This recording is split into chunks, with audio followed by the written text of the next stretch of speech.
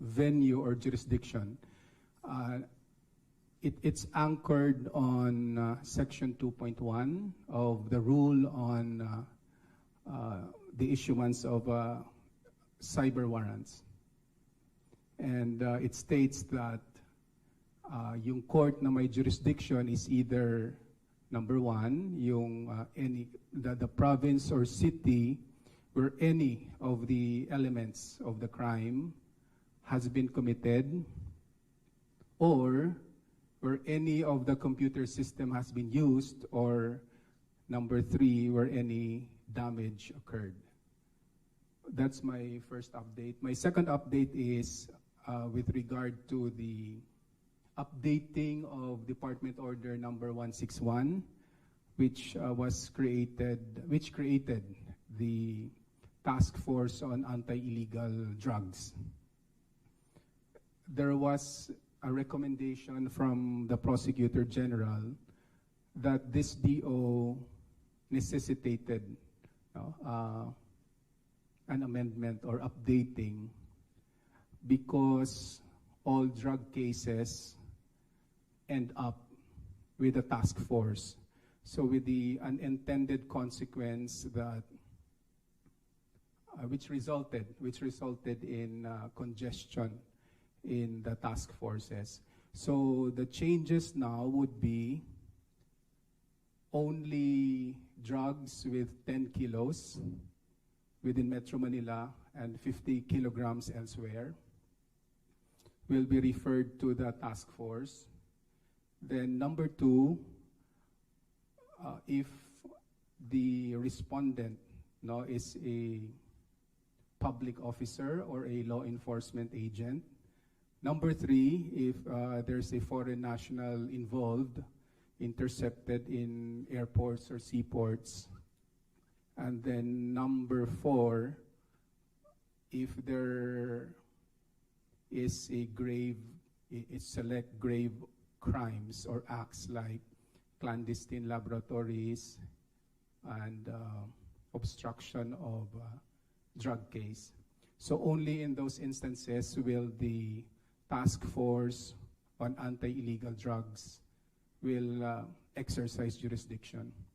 So it elevates this task force into an elite task force that will only go after the syndicate level drug offenders, and everything else will be delegated to the local prosecution offices who know their localities best. So those are my two updates from the law enforcement cluster. And I can take your questions. And of course, USICT is with us also. Thank you, Yusek Dato. USICT. I have no specific updates from my cluster. What happened the past few weeks were mostly routine, and something that we feel we don't really need to highlight. But if you wish to continue highlighting the fact that we continue to celebrate Anti-Trafficking Month this month, so please do so as you've done the past few weeks. Thank you. Thank you, Undersecretaries. We now open the floor to for the questions from the press. Please state your name and your media organization before asking your questions. Thank you. Hi po, sir. Good afternoon po. Steve Rez po from DZMM. Tanong ko lang po kung may naglabas na ng warrant of arrest yung for RTC versus 18 Maleta Boys and Attorney Levy Baligot. The information we have, what I can confirm, the 11 informations have been filed, and only one RTC of the 4 cities that I mentioned. It's because when you file an information, it gets raffled to a certain branch. So my information is in Caloocan City, it's before branch 1, 2, 3. And then in the other cities, Las Piñas, Muntinlupa, and San Juan City, it is awaiting raffle to a particular branch. Only if there is already a branch assigned will there be an arrest warrant? Will the determination of the issuance of arrest warrant will happen? Because it will now be up to the judge to have a personal determination of the validity of the issuance of the arrest warrant.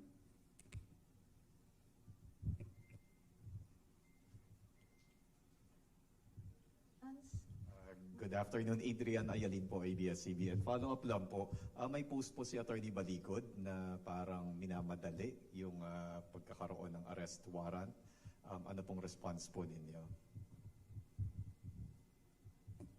The National Prosecution Service, the panel of prosecutors, strictly adhere to the rules of procedure.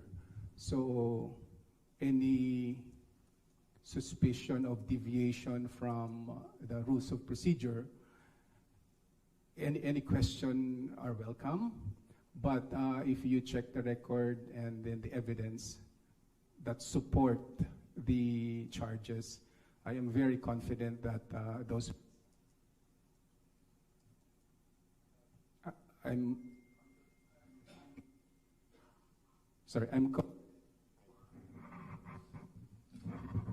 confident that those will stand scrutiny and that they have followed strictly the rules of procedure.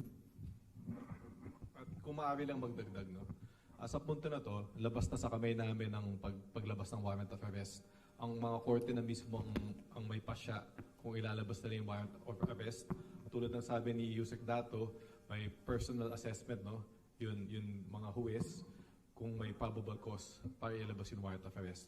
Sa ganitong mga punto ng mga kaso, hindi kami na-involve, hindi namin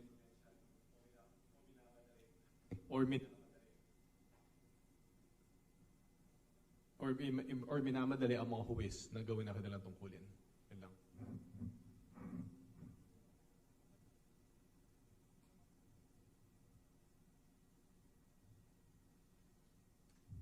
Good afternoon, sirs. Maris Umali po of GMA News.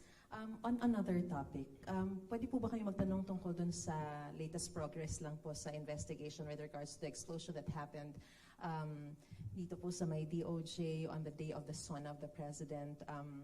Have you identified any motive? Do you consider this as an act of terrorism, or was it just coincidence and an isolated incident?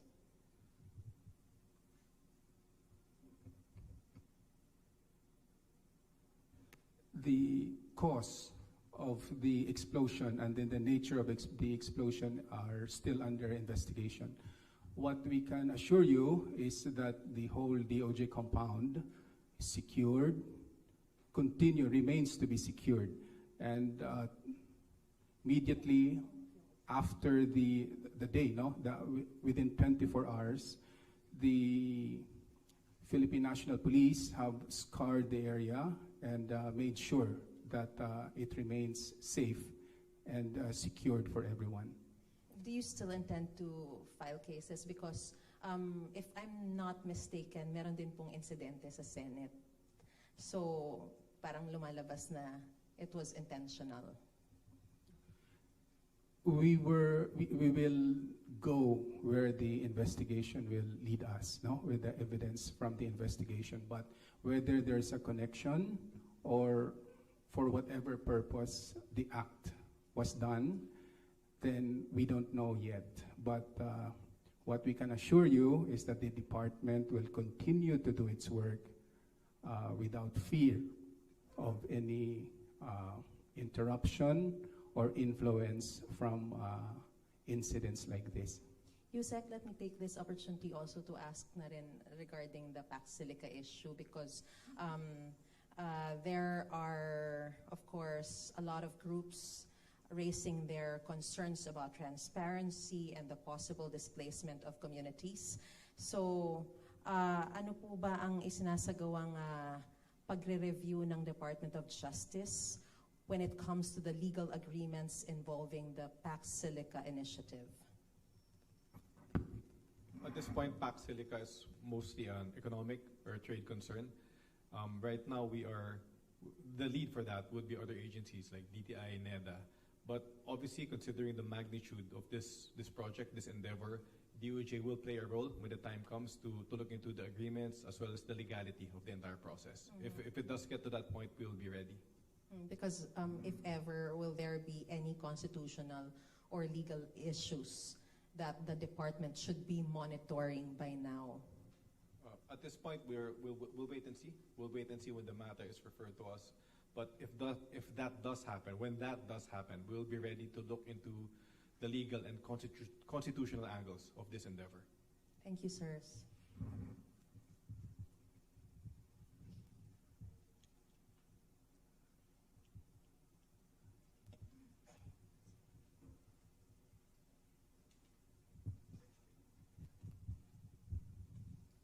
Good afternoon, sir. Sa Philippine News Agency po, si Ben.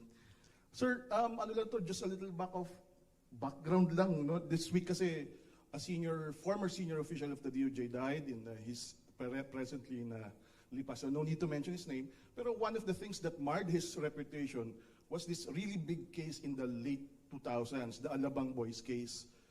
Yung dun sa bago po ba nating rules on, kasi yung that case involved influential people, pero the drugs involved was minuscule, parang ecstasy pills and marijuana, except that may whistleblower that claimed that there was distribution of bribes to prosecutors, which resulted in the acquittal of the 3 boys. Eventually, the acquittal was upheld up to the Court of Appeals.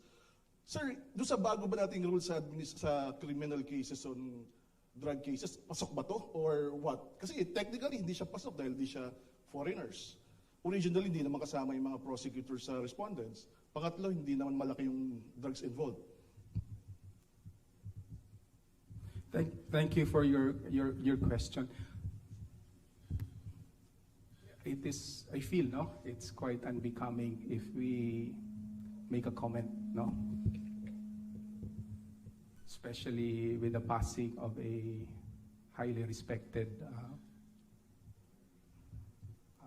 figure in the department. But, I will just revert to what I said, that the updated department order would focus on syndicate level grave offenses and senior offenders for the purpose of decongesting the task force on anti-illegal drugs and to capacitate the local prosecution offices who know their localities best.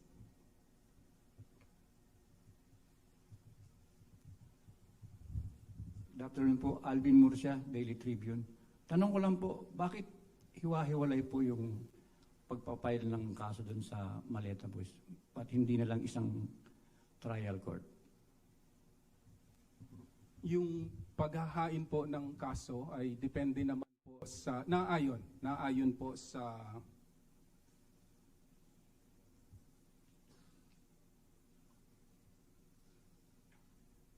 para po malinaw lang, no, yung rule 2.1 ng rule on cybercrime warrants, at tayo po ay sumusunod lang naman kung ano ang nakasulat at nakatakda doon sa rules of procedure.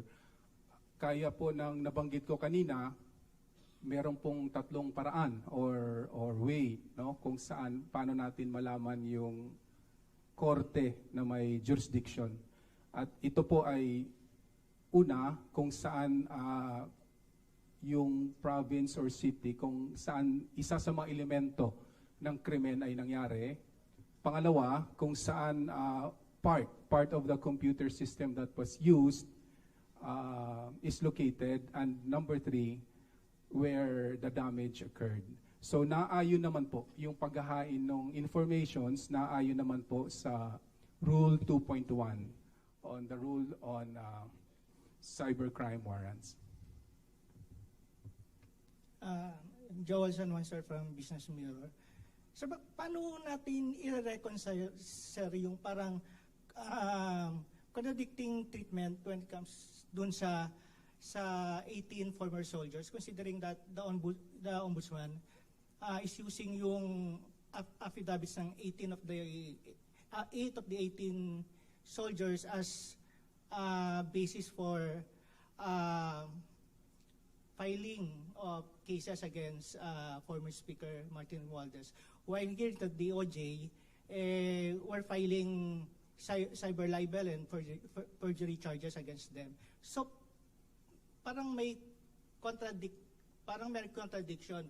Kasi ang sabi kasi ng Ombudsman, first hand yung sworn statements provided by 8 of the 18 soldiers were based on first hand experience. So paano natin mapapaliwanag yung parang contradicting approach? Yung Office of the Ombudsman po, no, is a constitutional body na mayroon po silang distinct na mandato, no?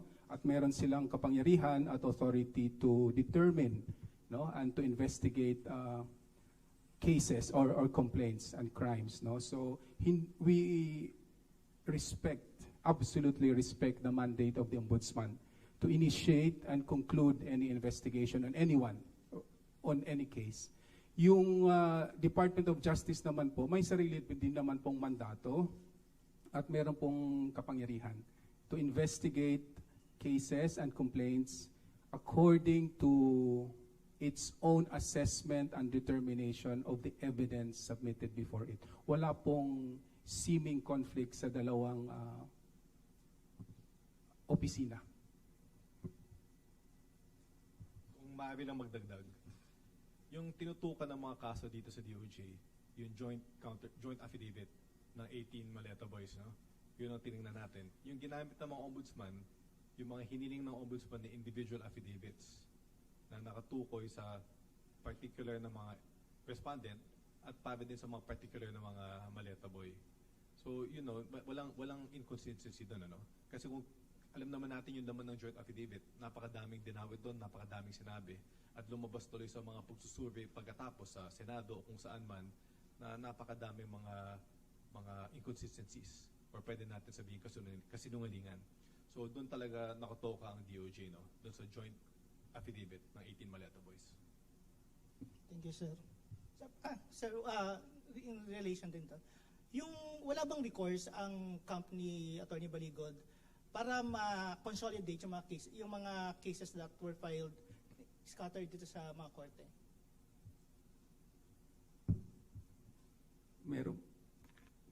Meron po kasi tayong tinatawag na sub judice, no? So once isang court has assumed jurisdiction over naghain na po tayo ng information, no? Kaya ipaubaya na lang po natin sa korte yung natural course of the proceedings. But we are confident that Attorney Baligod, being a lawyer, will exhaust everything within his rights to protect his interest. Whatever that is, well, it's on him.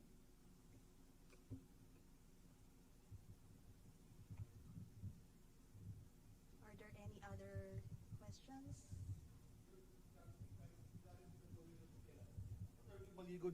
Attorney Baligod is saying that even the Ombudsman is expressing interest in the testimony or supposed testimony of the 18 Marines, and it should have affected the findings of the DOJ.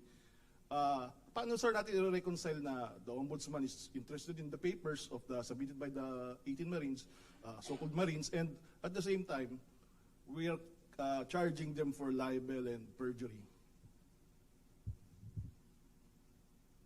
The Ombudsman dismissed the joint affidavit.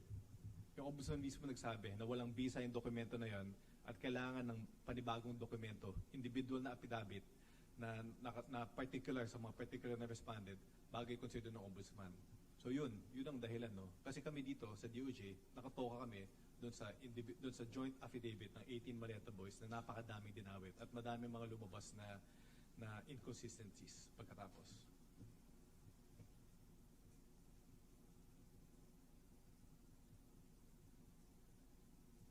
Are there any more questions from the media?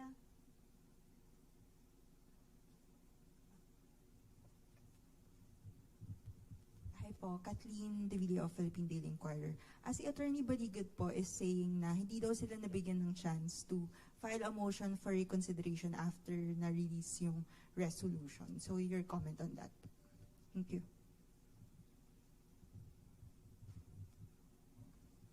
Alam ko naka-file naman sila ng MR, pero ang MR, hindi na to pinipigilan ng pag-file ng information sa korte.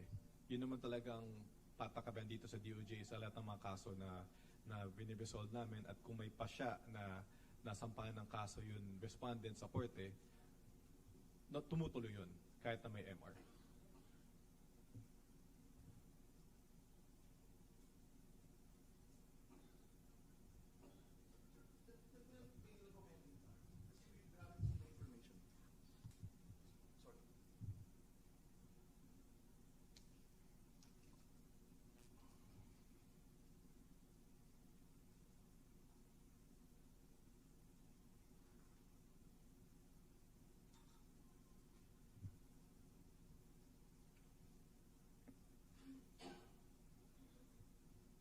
The bail recommended is 18,000 pesos for each accused in the perjury cases and 10,000 pesos for each accused in the cyber libel cases.